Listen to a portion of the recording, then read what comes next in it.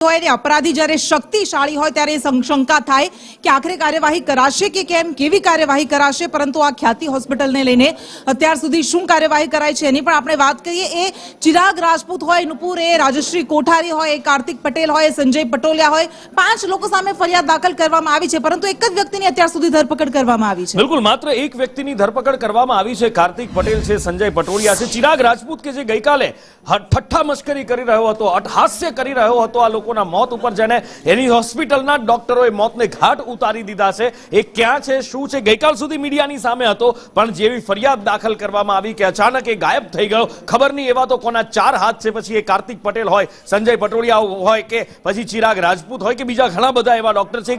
ચોંકાવનારી વિગત એ પણ સામે આવી છે કે કુલ 25 ડોક્ટરો ખ્યાતિ હોસ્પિટલ સાથે જોડાયેલા હતા અને 25 ડોક્ટરો અત્યારે ભૂગર્ભમાં ઉતરી ગયા છે। આશંકા તો એવી વ્યક્ત કરાઈ રહી છે કે કાર્તિક પટેલ દેશ છોડીને ભાગી ગયો છે।